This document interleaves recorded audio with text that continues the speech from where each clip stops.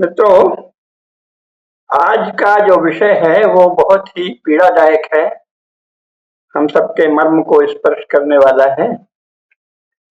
राजस्थान में जिस तरह से पूर्णतः शांतिपूर्ण, अनुशासित, धर्मनिष्ठ और सदाचारी प्रदर्शनकारियों को, जो केवल न्याय की मांग कर रहे थे,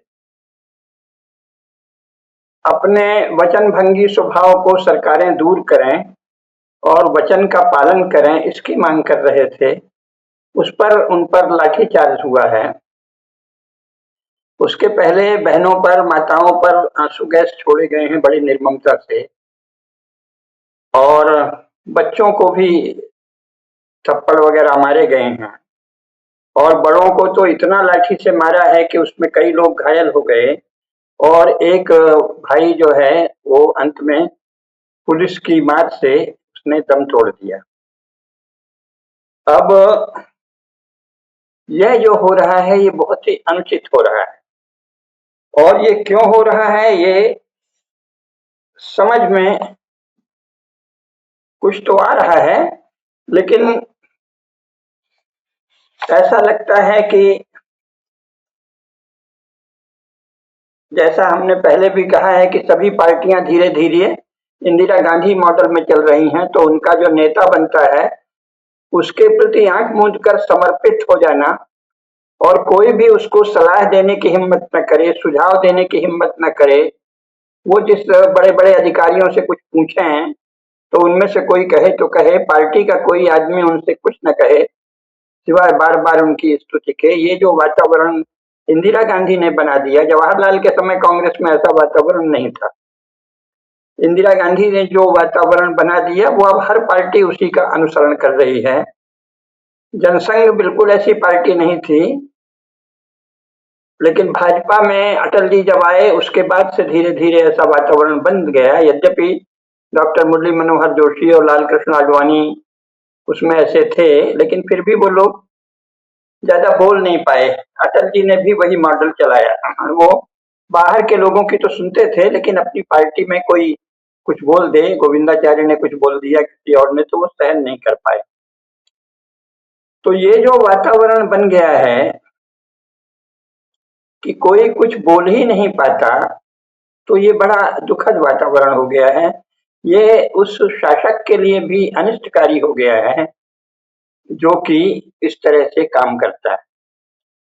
मोदी जी के जितने भी साथी हैं कैबिनेट में और जो उनकी पार्टी में भी बड़े बड़े लोग हैं, आप ध्यान से देखें तो वो सब केवल बार बार हर बात में मोदी जी मोदी जी मोदी जी, यानी जैसे मानो मोदी जी की बात नहीं दोहराएंगे और सीधे किसी विषय को कह देंगे जो मोदी जी का प्रिय विषय है, जो मोदी जी के अनुकूल विषय है, जो मोदी जी की वास्तविक नीतियों के पक्ष में बात है, तो भी जैसे काम नहीं बनेगा। उसमें बार बार आदरणीय मोदी जी, हमारे मोदी जी जैसा कहते हैं, ये दोहराना, ये इंदिरा गांधी ने चलाया, फिर धीरे धीरे फैलता गया।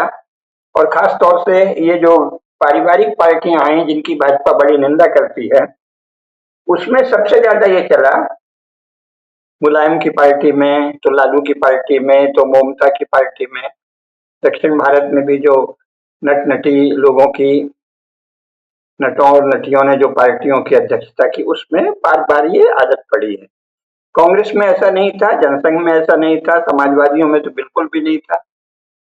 कोई भी सोशलिस्ट पार्टी का आदमी कोई बार बार ये नहीं कहता था कि डॉक्टर लोहिया ने जैसा कहा है। डॉक्टर अपनी अपनी बात कहता था। किसी को नेता लोग अच्छा भी मानते थे। अगर कोई ऐसे करे तो मैंने तो डॉक्टर लोहिया को देखा है कि वो बहुत बुरी तरह डांट देते थे कि क्या बात है, तुम ठीक मेरी शैली की नकल करते हो, मेरे जैसे कपड़े पहनने की कोशिश करते हो, मेरे जैसी भाव भंगिमा बनाते हो, बोलने का ढंग मेरा सीखते हो, तुम बंदर हो, नकलची हो, क्या हो। लेकिन अब धीरे धीरे सभी पार्टियों में ये ढांचा हो गया है, तो बड़ी मुश्किल है। तो हम लोग सीधे मोदी जी से ही अपील करेंगे, क्योंकि जो राज्य की भारतीय जनता पार्टी है उसके मुख्यमंत्री तो ब्राह्मण हैं, और अगर उनमें कितने भी गए गुजरे संस्कार हों तो भी ये तो नहीं हो सकता कि वो ब्राह्मणों, क्षत्रियों और अनारक्षित वैश्यों को अपना शत्रु मान लें, असंभव है। राजस्थान और मध्य प्रदेश, विशेषकर उत्तर भारत में ऐसे क्षेत्र हैं, हरियाणा भी है, लेकिन मुख्यतः राजस्थान और मध्य प्रदेश कि जिनमें मोटे तौर पे वर्णाश्रम व्यवस्था है और उसके प्रति श्रद्धा है। उत्तर प्रदेश में, आधे उत्तर प्रदेश में तो है, लेकिन आधे में अराजकता है, कहीं सोशलिस्ट है, कहीं मुसलमान है, उनका ऐसा ज्यादा प्रभाव है, कहीं कम्युनिस्टों का, कि वो विश्रृंखल हो गया है और अब उसमें भीमटे भी आ गए हैं, तो उन्होंने भी विश्रृंखलित कर दिया है। मध्य प्रदेश और राजस्थान में ऐसा विशेष नहीं हुआ है। तो उन वर्णाश्रम व्यवस्था वाले राज्यों के प्रतिनिधि के रूप में राजस्थान के मुख्यमंत्री में इतनी समझ तो होगी कि ये हमारे ही भाई बहन हैं, और अगर आप जातिवादी हैं तो भी, अगर आप राष्ट्रभक्त हैं तो भी, अगर आप हिंदुत्वनिष्ठ हैं तो भी ये समझ होगा कि ये लोग हिंदू समाज के अच्छे संस्कारी परिवारों के शील संपन्न लोग हैं, इनके साथ सद्व्यवहार होना चाहिए। फिर भी अगर पुलिस को ये संकेत रहा कि कठोरता करो, तो ये केवल मोदी जी को प्रसन्न करने के लिए। मोदी जी ने कहा या नहीं कहा ये नहीं चलता। पार्टी ऐसी हो गई है इंदिरा गांधी मॉडल में कि किसी को हिम्मत ही नहीं होती नेता से कहने की। ममता के साथ भी वही था, कोई कह ही नहीं पाया। इंदिरा गांधी ने तो बीबीसी को इंटरव्यू में कहा भी कि हमने जो ये गलती की वो इसलिए कि हमको ठीक से फीडबैक नहीं मिला था। तो अपने ही नेता को ठीक से फीडबैक नहीं देना पार्टी कार्यकर्ताओं द्वारा, ये जो चलन चल गया है, ये चिंता की बात है। और ऐसा लगता है कि राजस्थान के मुख्यमंत्री ने सोचा होगा कि भले हम भीतर से, हमको समझ में आता है कि आरक्षण अंतहीन नहीं होना चाहिए और जो आरक्षण से वंचित लोग हैं वो भी हमारे देश और प्रदेश के सम्मानित नागरिक हैं, उनको भी, उनके साथ इतना खुला अन्याय नहीं होना चाहिए, वो भी न्याय के अधिकारी हैं, ये लगता होगा। लेकिन ये मान के कि ये तो मोदी जी की नीति है और मोदी जी तो साक्षात राष्ट्र हैं, राष्ट्र पुरुष हैं, Indira is India, India is Indira, Narendra is Bharat, Bharat is Narendra, ये जो चित्र चल गया है, तो सोचा होगा कि उनसे कौन कहे कि बात तो कभी कोई ये लोग करने की हिम्मत ही नहीं करते, लेकिन सोचा होगा कि अगर हमने सख्ती नहीं दिखाई तो लगेगा कि हम परोक्ष रूप से कुछ ढील दे रहे हैं प्रशासन में, तो उन्होंने जरूरत से ज्यादा कड़ाई कर दी। अब वैसे तो सभी लोग जानते हैं, नीति वचन भी है, लेकिन अगर शास्त्र का ही सहारा, आजकल मोदी जी बहुत संस्कृत के श्लोक आदि कहते हैं, तो उनके भक्तों को भी उसका सहारा लेना चाहिए। तो शुक्र नीति क्या कहती है? शुक्र नीति के पंचम अध्याय में क्या कहा है? यदि सिद्ध्यति येनार्थः कलहेन वरस्तु सः, अन्यथा आयुर्धन सुहृदयोर शोधम अन्यथा आयुर्धन सुहृद यशोधन हरः सदा। अर्थात ऐसा कलह ही करना चाहिए, ऐसे कलह को ही पसंद करना चाहिए। यदि सिद्ध्यति ये नार्थ, जिससे कि कोई प्रयोजन सिद्ध हो, वो कलह तो राजा कर सकता है। शुक्र, ये जो शुक्र नीति है वो राजा के विषय में है सब। तो ये क्या कह रहे हैं? राजा ऐसे कलह को तो चलने दे जिससे कोई प्रयोजन सिद्ध हो, लेकिन अगर वो किसी ऐसे कलह को चलने देता है जिससे प्रयोजन सिद्ध ही नहीं होता, तो उससे अन्यथा आयु, धन, सुहृद, यश और धर्म, इन सब का हरण होता है।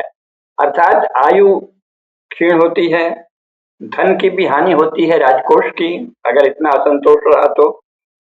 जो सच्चे सुहृद हैं, आपका भला चाहने वाले, वो भी आपसे धीरे धीरे दूर हो जाएंगे। आपका यश धूमिल होगा और आपका धर्म क्षत विक्षत होगा, धर्म की हानि होगी। तो ये नहीं करना चाहिए। लेकिन ऐसा लगता है कि इसको अहंकार का प्रश्न बना लिया है, मोदी जी ने बनाया है और मोदी जी के पार्टी के सब लोगों ने भयवश बना लिया है। तो एक तो मोदी जी को ये भी सोचना चाहिए, वो प्रायः कई विषयों में नवाचार करते हैं, तो अपनी पार्टी को फिर से हो सके तो जनसंघ के दौर जैसा बनाएं, या नेहरू जी के समय की कांग्रेस जैसा बनाए कि उसमें लोग विरोध करते थे। संसद के भीतर भी महावीर त्यागी जैसे लोगों ने जवाहरलाल नेहरू का चीन के मामले में विरोध किया था। ये इंदिरा गांधी मॉडल का अनुसरण शुभ नहीं है। आपसे कोई कुछ कह ही नहीं सकता। नतीजा ये है कि आपके विरुद्ध कितना भी बड़ा षड्यंत्र हो रहा है, कोई संकेत नहीं कर पाया। आखिर पंजाब में जो आपके विरुद्ध षड्यंत्र हुआ था, तो क्या किसी को नहीं पता था? किसी ने संकेत नहीं किए। सौभाग्यवश हमारी जो एसपीजी आदि है, उनकी सतर्कतावश बच के लौट आए, अन्यथा वहां तो बड़ा खतरा था। तो ये ठीक नहीं है कि आप पार्टी में किसी को सच बात बोलने के लायक ही नहीं रखें। तो एक तो आदरणीय मोदी जी से हम लोग ये अपेक्षा करते हैं, और दूसरी बात, मान लो आपको राष्ट्र के विषय में, बाकी जो सैद्धांतिक बातें हैं वो हम कई बार कर चुके हैं, वो तो अब इस समय भारत में किसी राजनीतिक दल के वश का नहीं है। जो भारत के राजनीतिक आदर्श हैं, उनके प्रति न तो भारत के किसी भी पार्टी के नेता को कोई भी तनिक भी श्रद्धा है, न उसमें ये विवेक है, न आत्मबल है कि वो उनका पालन करे। ये सब यूरोप की ही राजनीति की नकल करते हैं और बड़ी दीनहीन नकल करते हैं। तो अभी तो यही चलेगा। लेकिन इसमें भी भलाई इसी में है कि आप अपने कान खुले रखें। केवल गुप्तचर विभाग के अधिकारियों तक ही नहीं, आपकी पार्टी में भी लोग होने चाहिए।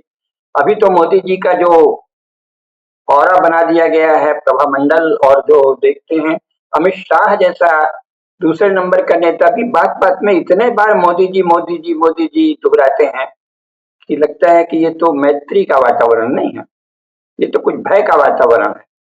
और राजा को ये प्रिय है, शासक को, तभी ऐसा होता है, अन्यथा वो डांट सकते हैं। मैंने बताया ना कि राम मनोहर लोहिया समाजवादियों के तो बहुत बड़े नेता थे, और वो मंच पर ही डांट देते थे कि क्या हमारी नकल कर रहे हो, क्या बार बार बोलने का ढंग और भाषा सब नकल करते हो, अपने मन से बोलो, लगे कि तुम अपने भीतर से सोच रहे हो। तो इतना ज्यादा मोदी जी को यश दिए बिना एक वाक्य भी नहीं बोल पाना, ये पार्टी के लिए शुभ नहीं है। फिर भी हम लोग एक प्रबुद्ध नागरिक के नाते यही कहेंगे कि अगर मोदी जी के मन में सचमुच भी ये आ गया हो कि राष्ट्र का हित इसी से है, कि सचमुच ईसाई मिशनरी जो हैं वही सत्य दृष्टा हैं, और वो कह रहे हैं कि ब्राह्मण, क्षत्रिय और अनारक्षित वैश्य, जिन्हें हमने सामान्य वर्ग कहा है, उन्होंने हजारों साल से शोषण किया है, तो इसका मतलब आप बचपन से आज तक आंख खोलकर नहीं रहे। आप रोज लगता है ईसाई मिशनरियों के गजट या बुलेटिन या उनकी लिखी पुस्तिकाएं ही पढ़ते थे, अपने आसपास नहीं देखा।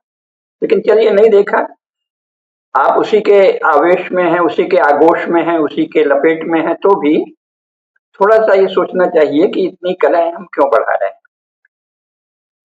और अगर आपने मान लिया है कि देश के लिए न्याय और सत्य यही है कि सामान्य वर्ग को एकदम अधिकार विहीन कर दिया जाए, 10 वर्ष का जो आरक्षण था उसको सैकड़ों वर्ष अनादिकाल तक, अनंत काल तक चलाया जाए, और बात केवल आरक्षण की तो नहीं है। जैसे जैसे आरक्षित समूहों के लोग राष्ट्रपति, उपराष्ट्रपति, और अब तो ओबीसी भी आरक्षण में आ गया, तो कह सकते हैं प्रधानमंत्री, केंद्रीय मंत्री, बड़े बड़े सचिव, केंद्रीय अधिकारी, राज्यों के मंत्री, मुख्यमंत्री होते जाते हैं, वैसे वैसे उनकी उग्रता अनारक्षित समाज या सामान्य वर्ग के प्रति तीव्र होती जाती है। वैसे वैसे वो अपने चाटुकारों से ये प्रचार करवाते हैं कि ये लोग तो यूरेशिया से आए, बाहर के हैं, भारतीय हैं, भारत के मूल हम ही हैं। ये बिना नेताओं के इशारे के कोई नहीं कह सकता, और स्वयं भारत के संविधान में ये व्यवस्था है, अगर कोई करना चाहे, कि ऐसे लोगों को तत्काल ये बयान देते ही जेल में डाल दिया जाए। जिसको करना होता है, तो वो एक ईसाई मुख्यमंत्री है, उसने तो अपनी प्रेमिका के लिए एक अशोभन वाक्य कहे जाने पर जेल में डाल दिया उसको, जो अपने आप को स्टालिन का बेटा माने पता नहीं क्या मानता था। जो लोग नाम ही स्टालिन रखते हैं, सोचिए उनका कितना क्रूर और अमानवीय चित्त होगा, पर उसने उनको सड़ कर दिया। और यहाँ ये हाल है कि देश को गाली देने वाले के प्रति भी न्याय नहीं, मतलब आवश्यक कार्रवाई नहीं। तो ये जो वातावरण है, ये तो चिंता के योग्य है ही। लेकिन मोदी जी अगर सचमुच देश के लिए यही सत्य मानते हैं, तो भी वो एक लोकतांत्रिक देश के प्रधानमंत्री हैं, और फिर उन्होंने वो नारा क्या छल में दिया था, सबका साथ सबका विकास। वो नारा तो ऐसा लगता है कि उस समय भावना से दिया था। तो अब उन्हें इसको अपने अहंकार का प्रश्न नहीं बना लेना चाहिए कि अब हमने कर दिया सो कर दिया। यूजीसी का वो एक्ट आ गया, एससी एसटी के बारे में हमने ये बता दिया कि हम बढ़ चढ़कर न्यायशील हैं, अंबेडकर से भी आगे, फूले से भी आगे, और नेहरू से भी आगे, इंदिरा से भी आगे, कांग्रेसियों से भी आगे, सोशलिस्टों से भी आगे, सबसे आगे हम बढ़ चढ़ के शेड्यूल कास्ट शेड्यूल ट्राइब के साथ न्याय ही नहीं बल्कि उनको एकदम उपहार देने के, उनको राज्य सिंहासन सौंपने के मूड में है। तो ये कौन लोग हैं जो हमारा विरोध कर रहे हैं, इसको अहंकार का प्रश्न नहीं बनाएं, क्योंकि भारतीय जनता पार्टी को सारा यश मिला था जब आपने कहा कि उसके पहले आपने राष्ट्रभक्ति की बहुत बातें की। अब तो राष्ट्रभक्ति बंद कर दी है। राष्ट्रभक्ति, देशभक्ति, भारत माता आदि पुराने शब्द हैं। अब राष्ट्रवाद शब्द आ गया है। राष्ट्रवाद यूरोप के नेशनलिज्म का ट्रांसलेशन है। तो धीरे से आपने राष्ट्रभक्ति त्याग दिया। भारत माता को ऐसे बोलते हैं जैसे कोई बूढ़ी औरत है और आप उसके खास बच्चे हैं। तो जो देवी वाला, पूज्या वाला, आराध्या मान वाला, त्वं ही दुर्गा दस प्रहरण धारिणी वाणी विद्यादायिनी, तुम्हारे प्रतिमा गढ़ी मंदिरे मंदिरे, वो भाव तो बचा नहीं है। मेरी भारत माता ऐसी, मेरी भारत माता वैसी, उसको कोई एक स्त्री की तरह मानते हैं। तो वो भाव तो छोड़ ही दिया।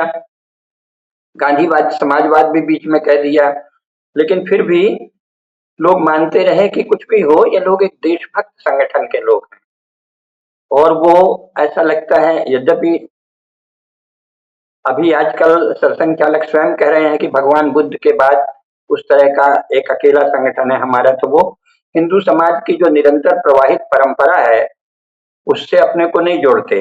अभी यहाँ भी भोपाल भी आए थे तो उन्होंने कहा कि ये भगवान बुद्ध के बाद ये पहली बार इस तरह का एक संगठन हो रहा है, यानी कि गृहस्थी से बाहर और जो तपस्वी भी नहीं है, अध्यात्म के ज्ञानी भी नहीं है, ऐसे लोगों का एक संगठन है संघ, ऐसा वो बार बार बता रहे हैं। पहले तो बताते थे कि हम समाज की सेवा के लिए हैं, लेकिन अब वो बता रहे हैं कि हम समाज को नियंत्रित करने के लिए एक संगठन है। तो तभी देश में तो आपने ये छाप छोड़ी थी कि सारे देश से आपको प्रेम है। बार बार वंदे मातरम अभी अभी आपने संपूर्ण स्वरूप में गाने का आदेश निकाला है, तो उसमें तो यही है ना, त्वं ही दुर्गा दस प्रहरण धारिणी वाणी विद्यादायिनी नमामि कमलाम अमलाम अतुलाम, यानी लक्ष्मी सरस्वती दुर्गा सब जो हैं इस भारत माता के ही, या इन सब के रूप में ही भारत माता है, अथवा सब भारत माता के ही अलग अलग रूप हैं, ऐसा कुछ भाव है। कोटि कोटि कंठ कलकल निनाद करा ले, यानी सभी भारत की संतानें हैं, ऐसा भाव है। देश में ये संदेश दिया, तभी भाजपा यशस्विनी हुई। सबका साथ सबका विकास जैसा नारा दिया, तभी भाजपा को यश मिला। तो अब उस यश को अपयश में क्यों बदलना चाह रहे हैं? ऐसा क्या है, क्या मिल रहा है इस विवाद से कि आप अब आपकी माँ और भारत माता और सनातन धर्म और भारत की सेना और भारत की पुलिस को गालियां देने वालों के लिए तो मानो अगर एक प्रचलित मुहावरे का सहारा लें जो पुरुषों के लिए नहीं है, लेकिन वो एक है कि आपकी छाती में दूध उतर आता है। तो ऐसा लगता है कि उस समय आप माँ बन जाते हैं और आपकी छाती में दूध उतरने लगता है अपने बछड़ों और बच्चियों को दूध पिलाने के लिए। ऐसी आतुरता से, ऐसी विकलता से आप तुरंत वीडियो भी डालते हैं, भाषण भी देते हैं। तो क्या वही आपकी संतानें हैं और आप अपने आप को उन सबका पिता मानते हैं? जैसे क्रिश्चियन फादर लोग मानते हैं, आप वैसा कुछ अपने आप को फादर मानने लगे हैं ईसाई मिशनरियों की बात सुन सुन के। और बाकी जो सामान्य वर्ग है उसको क्या इविल मानते हैं, क्या उनको शत्रु मानते हैं, दी इविल मानते हैं कि वो बाधक हैं आपकी योजना में। तो ये शुभ नहीं है। सारा यश आपको मिला था सबका साथ सबका विकास, वंदे मातरम, भारत माता आदि की बात करने के कारण। तो अब अहंकार वश या भ्रम वश या किसी मतवाद के आवेश में चपेटे में आके या ईसाई मिशनरियों के दबाव से और बौद्धिक दबाव से, आध्यात्मिक दबाव से आप जिस मार्ग पर चल रहे हैं वो ठीक नहीं। इस तरह से वातावरण बनाना और सारे देश में ये संदेश भेजना कि मोदी जी तो ये चाहते हैं और मोदी जी तो साक्षात राष्ट्र हैं, तो मोदी जी जो चाहते हैं वही करेंगे हम। तो ये तो शाखा चंद्र न्याय हो गया कि चंद्रमा को का दर्शन, द्वितीया के चंद्रमा का दर्शन नववधु को कराते थे और उसको ये दिखाते थे कि देखो ये रोज चंद्रमा की ज्योति बढ़ेगी शुक्ल पक्ष में पूर्णिमा तक, ऐसे ही तुम इस घर में अपना प्रकाश फैलाना। उसको दिखाने के लिए एक पीपल की डाल के सहारे इशारा करते थे। धीरे धीरे ये भूल गया कि नववधु को चंद्रमा दर्शन कराना है, वो पीपल की डाल ही दिखाने लगे। तो आप चले थे संपूर्ण राष्ट्र की सेवा करने, धीरे धीरे आपको एक मत सूझ गया कि फलाने फलाने पिछड़े हैं और इन पिछड़ों को न्याय दिलाना है। अब आप भूल ही गए भारत माता, अब आप भूल ही गए सबका साथ सबका विकास। अब आपको केवल ये याद है कि मुझे तो पिछड़ावादी बनना है, मुझे तो पिछड़ों को अगड़े से आगे ले जाना है। उतना भी ठीक है, लेकिन अगड़ों को दबा देना है, कुचल देना है, कहीं तो कोई आप संदेश दे रहे हैं। अन्यथा स्वयं आपकी शब्दावली में अगड़ी जाति का मुख्यमंत्री है, उसने ऐसा क्यों किया? इस तरह से माताओं बहनों के ऊपर आंसू गैस क्यों छोड़े गए? लाठियां क्यों भांजी गईं? शांत चित्त से, बहुत ही संयमित ढंग से और धार्मिक भावना से जो लोग नारे लगा रहे थे, उन पर लाठियां क्यों भांजी गईं? तो ये तो बहुत ही दुखद है। और आपको किशोर किशोर तो नहीं थे, वो सब प्रौढ़ और अपराधी किस्म के बच्चलन लोग जो वहां जंतर मंतर में जमा हुए थे, उनके आक्रोश और उनके क्षोभ से तो आपको ऐसा दर्द हो रहा था, इतनी भावना आ रही थी कि अरे बेचारे हमारे ये कलेजे के टुकड़े, इनको क्षोभ हो गया, इस क्षोभ को ठीक करो, मलहम लगाओ, लिपो।